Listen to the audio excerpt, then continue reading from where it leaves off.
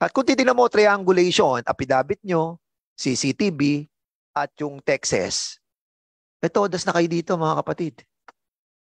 Todas na kayo dito. Aside from the criminal charges that will be filed against you, administrative, I don't know kung anong kakaharapin yung kahihiyan dito. Tinatanong kita. Yes, sir. Sumagot nga yung mga nauna sa iyo, mas Yes, senior pa sa iyo eh. Yes, sir. I'll walk you there. Alam mo, ang sabi ng aking magaling na abogado noon, kung magsisinungaling ako yung pinakamalapit sa katotohanan.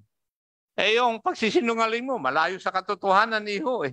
Yung gigil, sabihin na natin, na kailangan mawala kayo sa serbisyo eh. Oo, sa totoo lang. Kailangan mawala kayo sa serbisyo. Tama. Yes, sir. For Yes. Now, ikaw, Hepe, alam mo dapat yun eh. You're just telling me your ignorance of the law. Kasi kung ipapile ko yung kaso doon sa regional director, ay hindi ko na ipa-file. Kasi bias na yung opinion mo, Mr. Regional Director. Eh. Oras 1:59 p.m.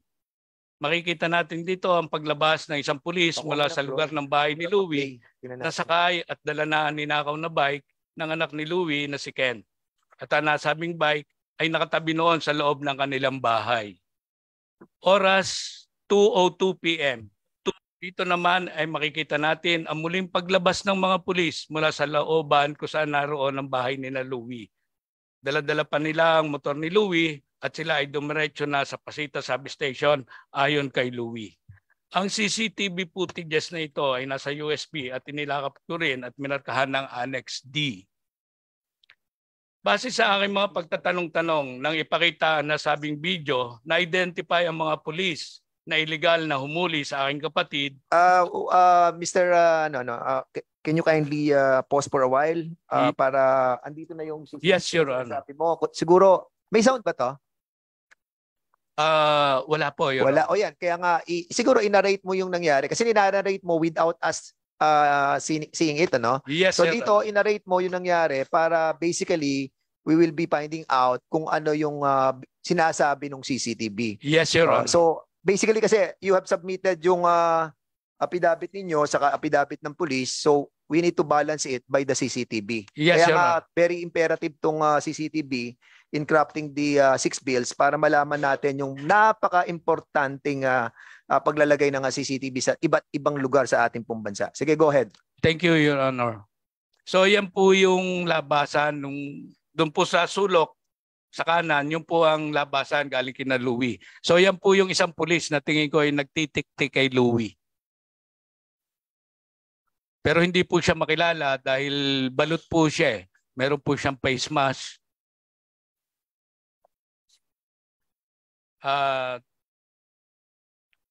Hindi ko makita yun. May oras po yung CCTV natin doon sa upper side, right side.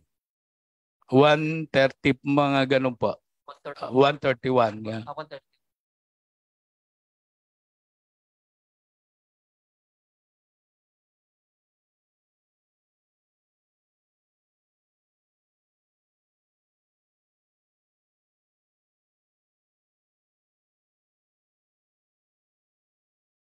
Yan po si Louie, palabas.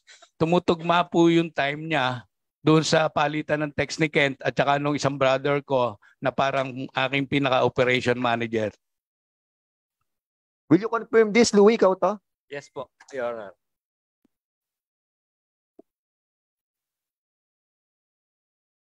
Siguro tuloy-tuloy mo lang. 1:32 p.m.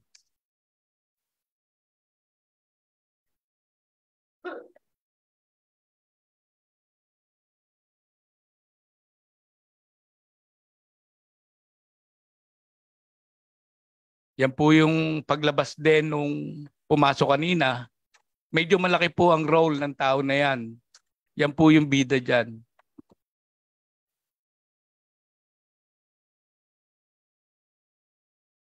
Yan po yung boundary ng Cuyab at saka San Antonio. Yun, makikita po natin si Louie. Kasunod niya na po yung naka-long sleeve at naka-face mask. Tapos may isa pa po na hindi namin masabi kung kasama nila o hindi. Yan po yung time sa taas. 1:36. So 1:36 Yes, p.m. Your Honor. Sige, go ahead. Your Honor, siguro po mga 1 minute, mga less than a minute, wala ka na sa barangay Cuyab, San Antonio na yon. Simula dyan sa lugar na yan. Yan po yung pabalik sila, papunta sa bahay ni Louie. Yung nauna po is si Gekulia na team leader daw at saka po yung angkas niya po yung nagnakaw ng bike. Ayan po si Louie, napapagitnaan na po ng 2 pulis. May hood po yung jacket niya, kaya itinalokbong po sa kanya. At pagka nga daw po hindi nagugustuhan ng pulis yung sinasabi niya, hinahatak yung tali para siya ay masakal.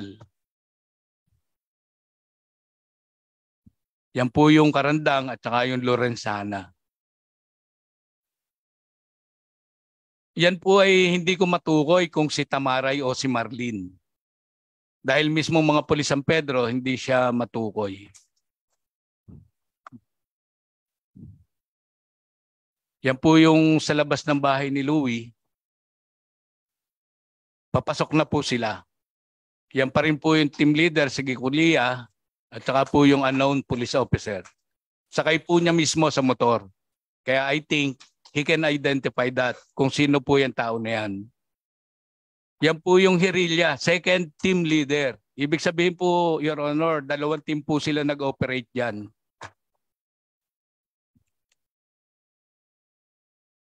Yan po si Louie, napapagitnaan pa rin ng 2 pulis. Ni Rotarla at saka ni Abuenga.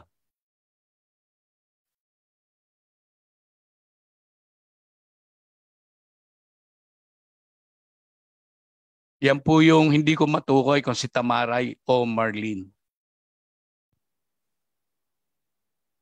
Yan po si Karandang at Lorenzana. At yan po yung Tedra.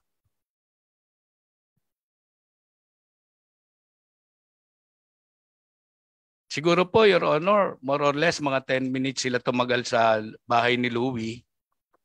Mga more or less. Tapos alis po kagad sila. Alis na rin po. Ayan po yung angkas ni Sergeant Gekulia nung papasok sila. Sakay na po siya sa bike ni Kent. So, bike yan ni nung anak ni ni Louie. Yes, Your Honor. Will you confirm this, Kent? Na bike mo to? Yes po. May prueba ka ba na sa'yo yan? Opo, may picture po ako dito. Sige, mamaya.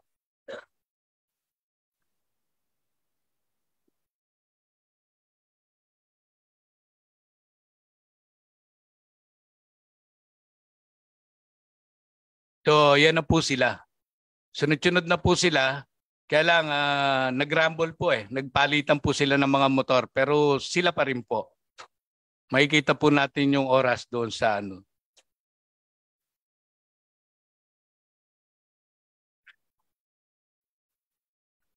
Pagkagaling daw po nila dyan, ay dumiretso na po sila sa Pasita Substation.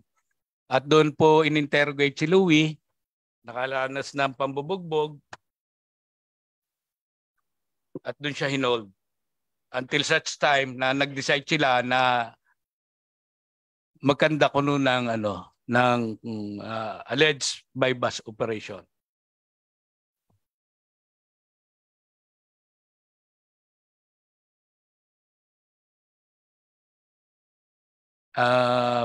Medyo nalulungkot po ako, Your Honor, kasi hindi po naging successful yung aking pag-request ng CCTV sa 7-Eleven. Pero doon po sana, kasi the manager of 7-Eleven told me na kitang-kita daw po yung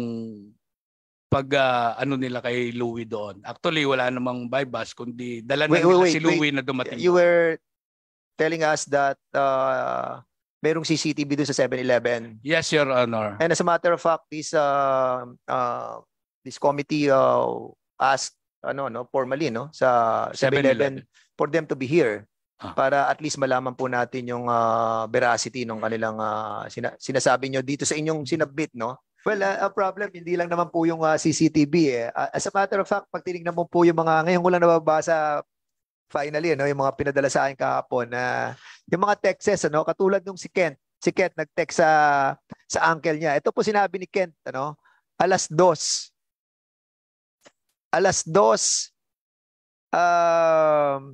ng hapon, 2:20. Uncle, may pumunta po dito mga pulis. May mga baril. Sinama po si Papa, pumasok po sa bahay. 2:20 p.m. to ha.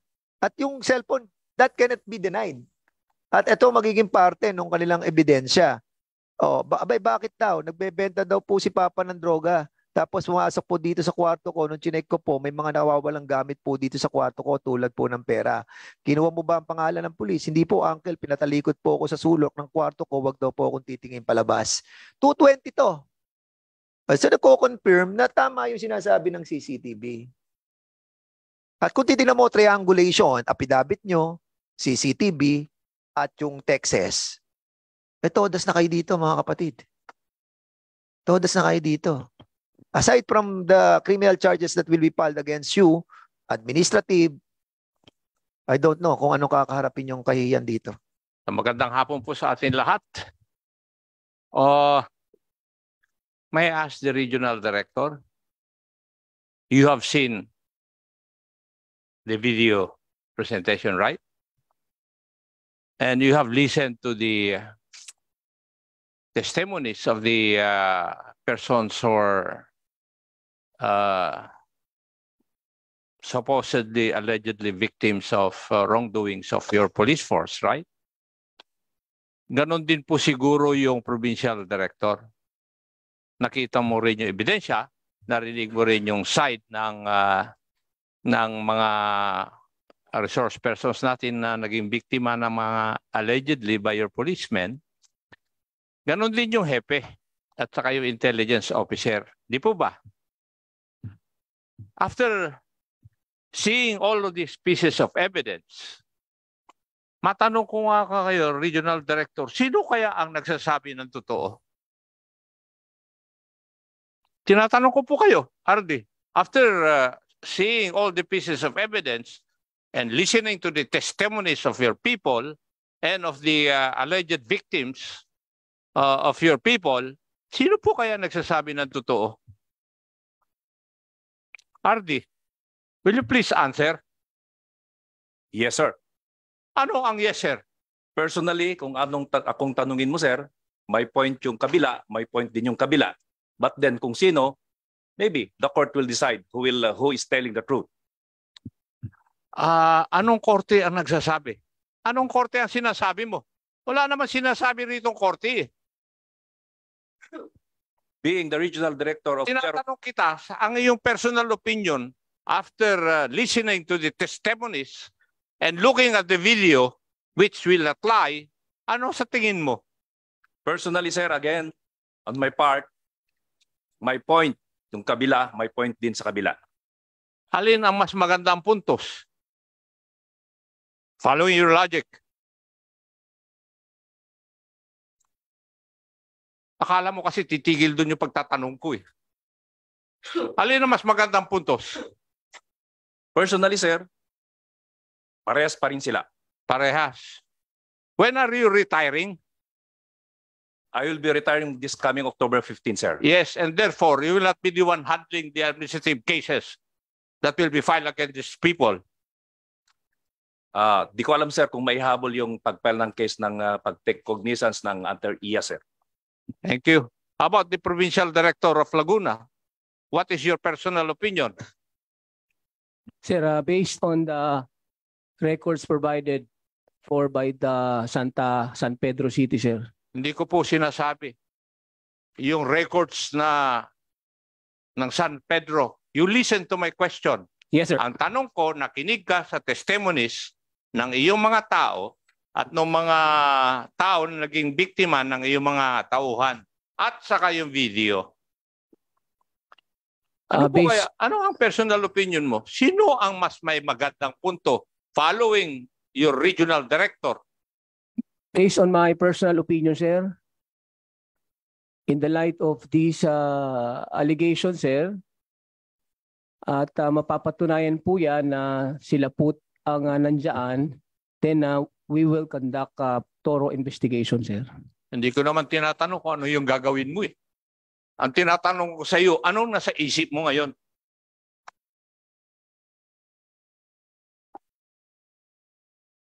We will provide, sir, yung necessary I'm steps, sir. not asking what you will provide.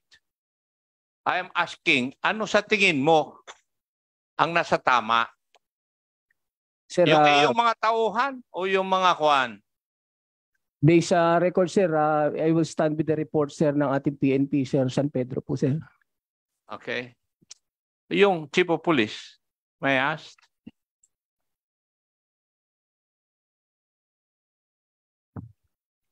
Sir, we will wait for the Hindi ko po tinatanong yun. Ang tanong ko sa iyo, ano sa tingin mo ang nasa tama? Yung tauhan mo mismo o yung mga naging biktima? Sir, we will wait for the investigation po, sir. I'm asking for your answer. You want me to move to cite you in contempt for not answering my question? Ha? Tinatanong kita. Yes, sir. Sumagot nga yung mga nauna sa iyo, mas Yes, senior pa sa iyo eh. Yes, sir. I'll walk you there. Ano ang sagot mo? Pareho pong may point yung sir, yung sa side po ng suspect and sa side po ng ating operatiba, sir. Following your RD. Mr. Vice Chair, ano po sa tingin ninyo?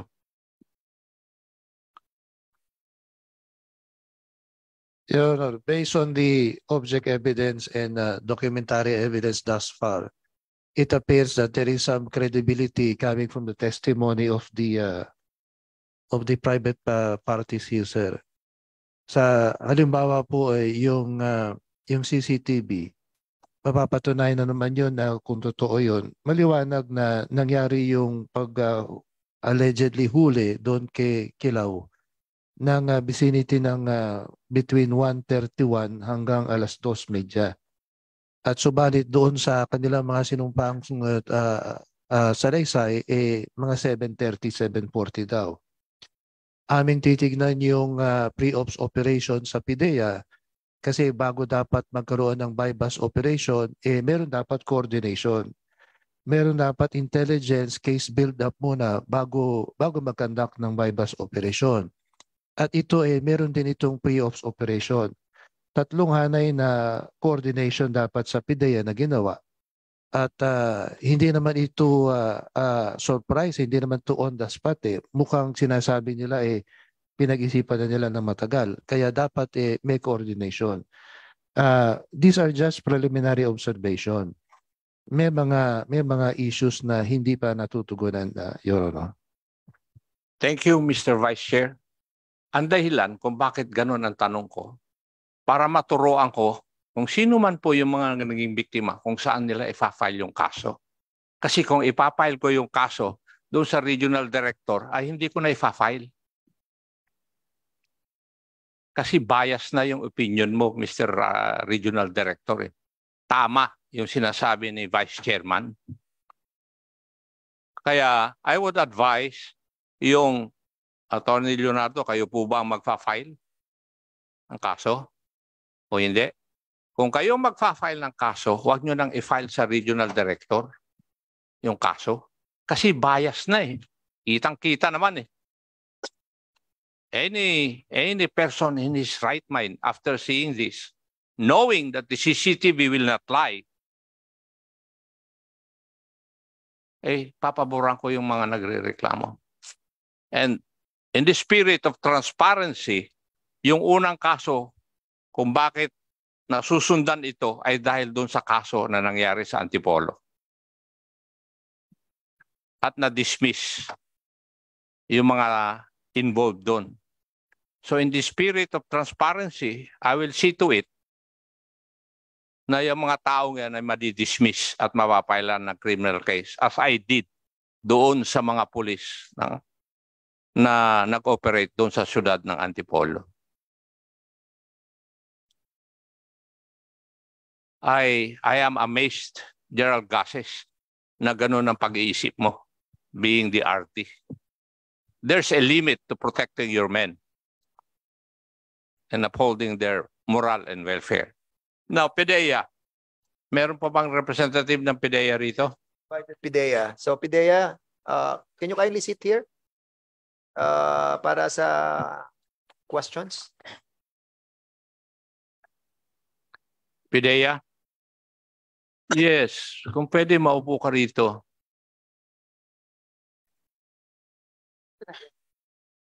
Kasi diyan tayo magsisimula sa inyong departamento. Have you taken your oath? Not yet, sir. Okay. Sige, administer muna, Comsec. Comsec. In a while, we'll be taking your oath. For the meantime, can go ahead with your questions. Sa kanya. Yeah. PIDEA, meron po kayong sistema na pinagsasubmit ninyo yung mga barangay officials ng listahan ng mga drug dependents at drug users and drug pushers sa kanilang barangays. Di po ba? Yes, sir. Yes. And this is done with the municipal or city government. Tama rin po. Yes, sir. Through CADAC or MADAC. Yes. Together with the Dangerous Drugs Board and your office. Tama? Yes, sir. Yes. And therefore, nandun yung mga listahan as recommended by the barangay officials. Yes, sir. And then, binabalik ninyo pag-validate nyo na totoo.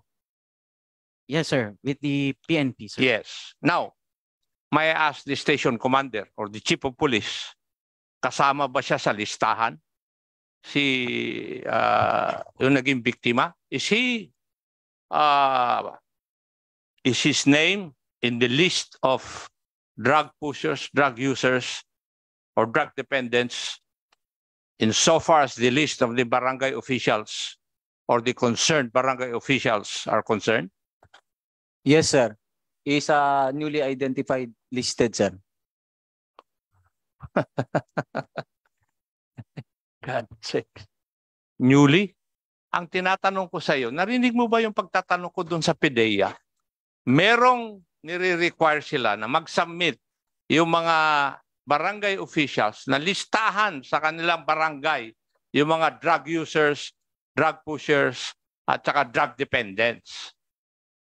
Through their barangay, barangay anti-drug councils.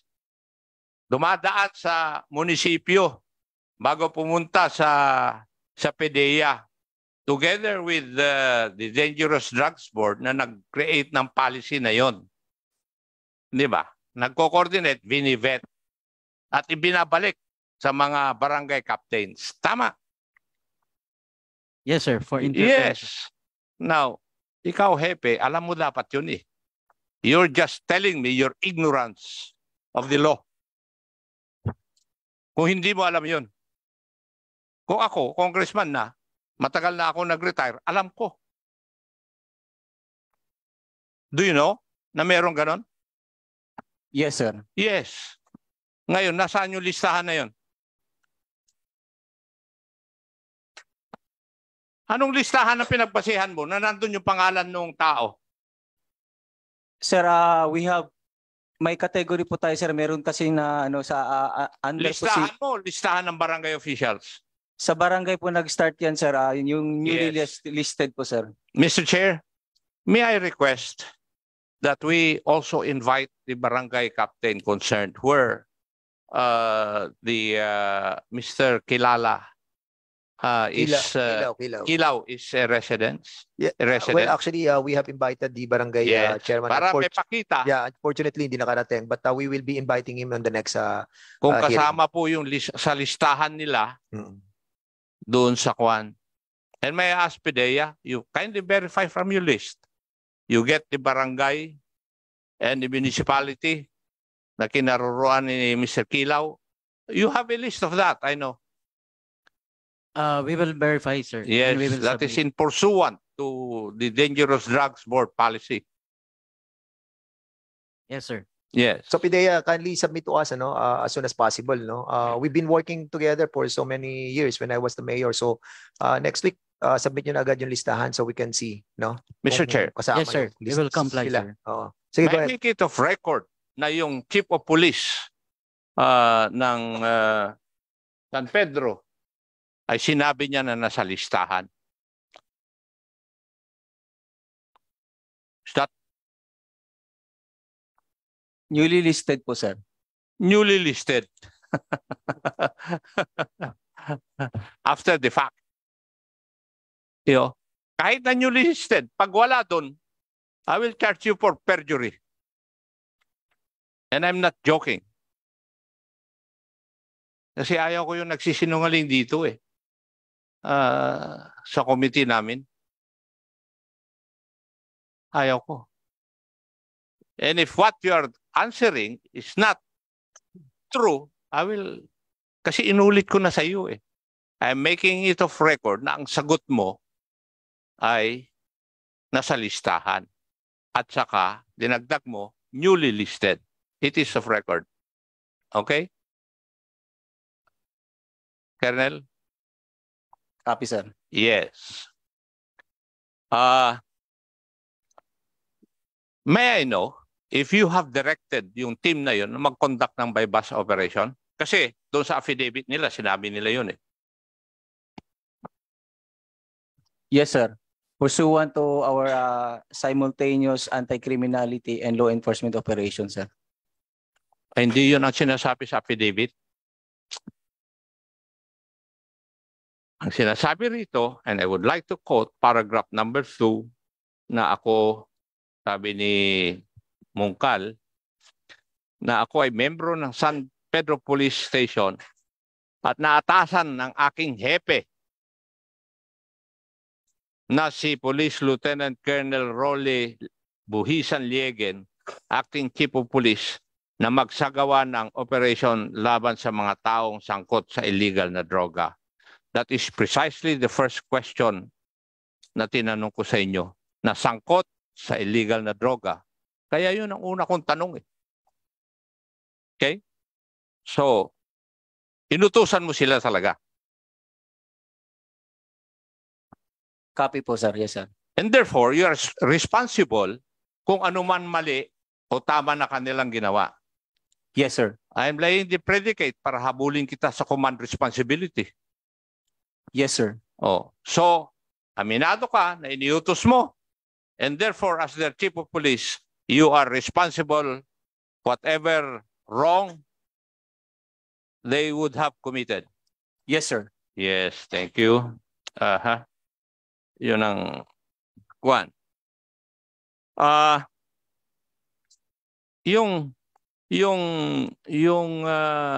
Si kapatid ni Mr. Kilaw, in your statement a while ago, you stated na meron pang CCTV doon sa 7-Eleven. Yes, Your Honor. And did you ever try o sinubukan niyo po bang kumuha ng kopya nun? Yes, Your Honor. Kasi pag meron pang pangalawang CCTV at nandun din yung mga oras at yung mga nangyari doon, sinusuportahan yung una yung CCTV. Now, ano po ang sagot sa inyo ng 7-Eleven?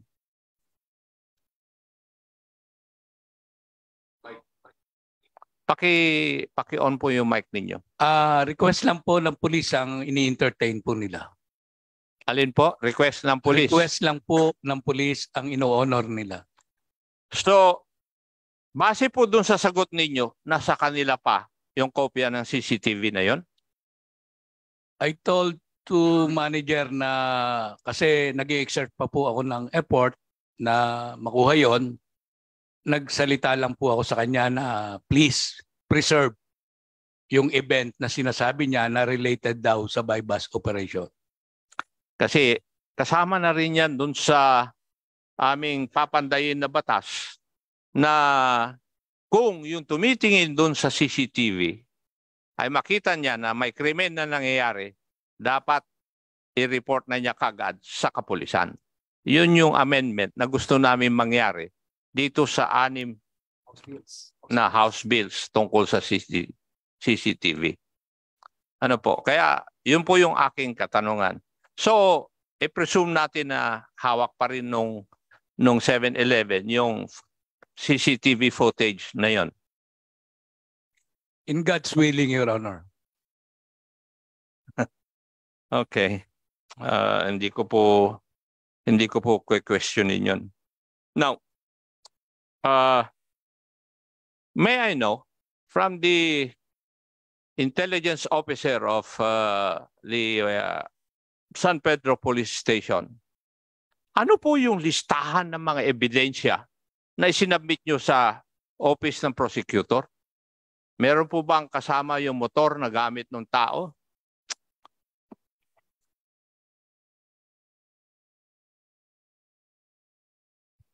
Your Honor, based dun sa chain of dun sa certificate of inventory, ay it appears na wala po yung motor po, Your Honor. Yung pong bisikleta na sinasabi, wala din po doon? Based on the record at hand that certified that no bicycle was appeared on the... Doon po sa pamilya o kapatid ni Mr. Kilaw, yung motor po ba ng kapatid po ninyo nandiyan pa? Ibinalik nila, Your Honor, a day after. A day after? Yes, Your Honor. Pero yung bisikleta, wala? Wala po. Okay.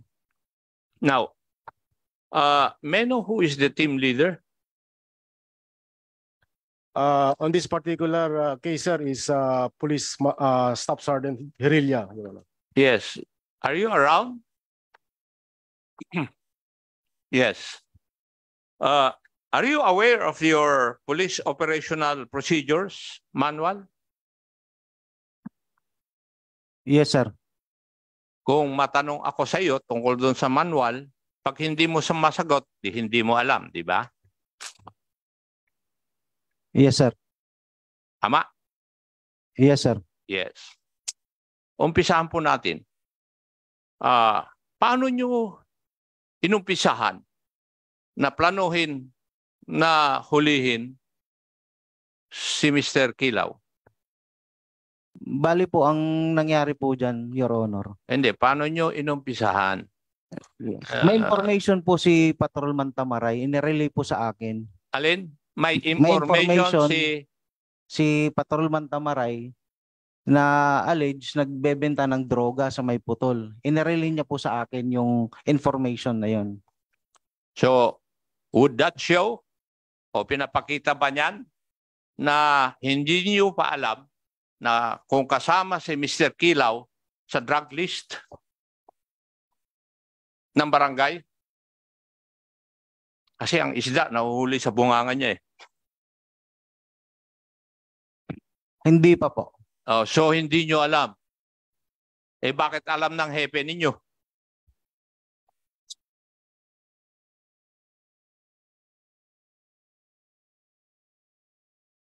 Pagkatapos na po ng operation, na-verify na po namin. Ibig ko sabihin, hindi mo rin pinaalam sa hepe mo na kayo magko-conduct ng operation laban kay Mr. Kilaw. Sinabi po namin. Sinabi mo nga after the operation eh. Before the operation, sinabi mo ba? Yes po. Chief, would that be true? Yes, sir. In-inform po nila ako, sir. In-inform ka nila. Okay. So, nagpapalabas na alam mo lahat yung operation. As I've said, nilay down ko yung predicate na mahabol kita ng under the principle of command responsibility. Para lang alam mo. Kasi kung nagsisinungaling ka, you will reap the consequences of your lying. Yun yung akin. Now, ano po ang ginawa po ninyo in accordance with your police operational procedure, POP manual? Pagkatapos po ng information na verify po ni Patrolman Tamaray yung information na na-receive niya. Hindi. Teka. Let me stop you there. May impormasyon si si Sergeant Tamaray Yes po. na si Mr. Kilaw ay nagbebenta ng droga. Yes po. After that, Nagkandak po si Patrolman Tamaray ng verification. yes, because that is required by your manual. You have to vet kung totoo yung impormasyon na natanggap. Yes po. Siya mismo ang nag-vet. Yes po. Anong lumabas dun sa kanyang kwan? Base po sa verification na ginawa ni Patrolman Tamaray, positive po na may nagbebenta nga po doon sa may putol ng hinihinalang illegal na droga. May nagbebenta. Hindi pa niya alam na si Mr. Kilaw yun? Your Honor, may I request Patrolman Tamaray to answer. Siya po kasi ang nag-verify. Sige.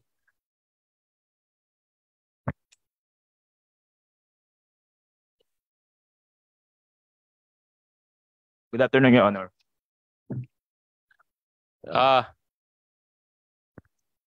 When you got the information, Sa confidential... teka. When you got the information, nung nakuha mo yung informasyon tungkol kay Mr. Kilaw, sinabi mo kaagad sa team leader mo? Yes po, sir. Yes. Tapos sabi niya, hindi pa niya alam kung si Mr. Kilaw ang kwan eh. Target ninyo eh. Di ba? So alam na niya from the start na may target kayo na si Mr. Kilaw. Regarding po dyan, sir, Sagutin mo yung tanong ko. Hindi ko tinatanong kung regarding that or what. Sagutin mo yung tanong ko. kilala po namin sa alias po, pero yung buong pong pangalan, hindi po namin alam. Alias lang po ang binigay sa akin na informante po namin. Sige. And that is precisely the reason why kailangan mong i-vet o i-validate yung info. Yes po. So, ano po yung action ninyo para mag-validate? Nalaman na po namin yung information ng pangalan niya po nung nabaybas na po namin siya at natanong ko po kung ano po pangalan niya. Pero ang information po na ibigay sa amin po is alias lang po. Nalaman niyo yung pangalan niya nung nabaybas na? Opo. Ha? Alam mo, iyo, ang sabi ng aking magaling na abogado nun, kung magsisinungaling ako, yung pinakamalapit sa katotohanan. Yung pagsisinungaling mo, malayo sa katotohanan, iho eh. Ibig mong sabihin, nag-operate kayo sa isang tao na hindi nyo alam ang katauhan. Ikaw, sinabi mo mismo na ikaw ang nag-validate ng info. That is precisely the reason why I'm asking you, paano mo binalidate yung info? Kasi that is part of your operations dapat. You have to validate the information. Kasi baka pinainan lang kayo ng maling informasyon eh.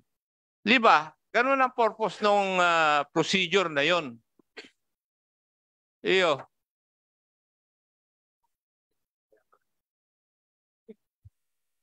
Kaya pala, sabi ni Kong Yamsuan, kaya pala newly listed eh. Kasi nung nahuli ninyo, saka nyo pinalista eh. We would like to remind the resource speakers to be honest, no? Otherwise, alam niyo wala pa kaming nako-concite in contempt dito ah. Baka first time to. Kaya be truthful, please. Ulitin ko, sinabi ni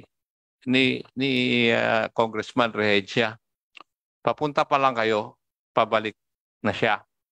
Ako nakabalik na ako't lahat eh.